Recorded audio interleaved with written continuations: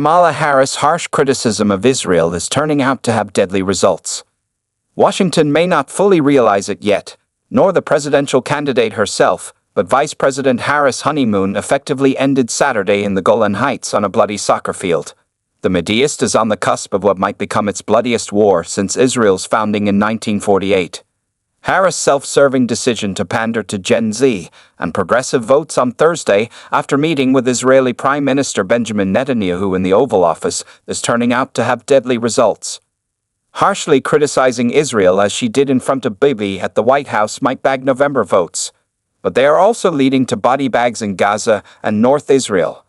Now, Israeli civilians are paying a heavy price for her words. In what could be described as a second October 7, Hezbollah launched a rocket attack on a soccer field Saturday afternoon in the Golan Heights, killing 12 people, including children, and injuring 40. The attack struck the village of Majol Shams, home to a large Druze community, an Arab and Arabic-speaking ethno-religious group. Many Druze are Israeli citizens and proudly serve in the IDF. Israel identified 30-plus projectiles crossing from Lebanon into Israeli territory and has blamed the Iranian-backed Hezbollah terrorist group for the attack. Hezbollah denies the accusation, firmly denying they fired the rockets. According to IDF spokesman Rear Admiral Daniel Hagari, the rocket used in the attack on the soccer field was an Iranian-made Falak 1 rocket. If not fired by Hezbollah, then it could have been fired by Iranian Revolutionary Islamic Corps, IRGC, forces in Lebanon. The White House is reportedly urging Israel to provide a balanced response to the latest atrocity. That is not likely.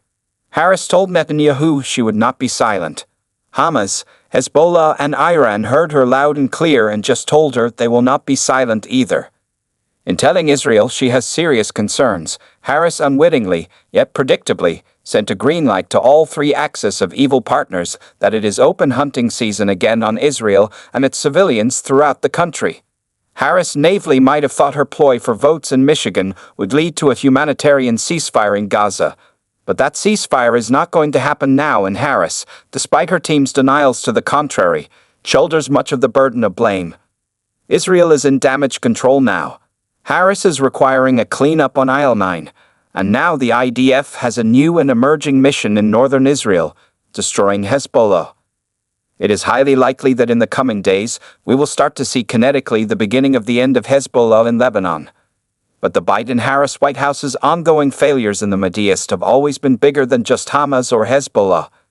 Iran is the enemy Biden and Harris refuse to face down, and that Israel is forced to confront. Alone, our military commanders get the broad nature of multiple threats emanating from Tehran. Harris does not. Biden may have once gotten it, but he effectively is no longer in charge. Iran as a threat is much bigger than Harris can grasp. Much bigger.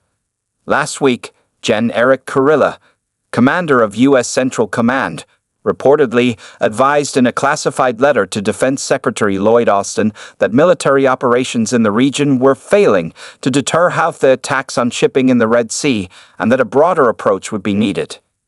Military operations throughout the Middle East are failing to deter Iranian-backed attacks against Israel, U.S. military bases, and commercial shipping in the Red Sea.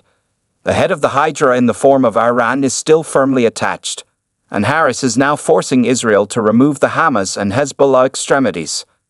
Iran has no intention of going quietly. Tehran's march toward nuclear breakout continues unabated, and they are interpreting Harris' campaign-driven words and actions as giving the mullahs time and space. Israel will not go quietly either. The Druze hold special status in Israel and have long been revered as fierce and cherished IDF compatriots. Hezbollah, in effect, in striking Israel, declared war on the Druze, and Harris is about to find out that this is a Pandora's box not easily closed, no matter how many progressive and Gen Z votes she needs come November.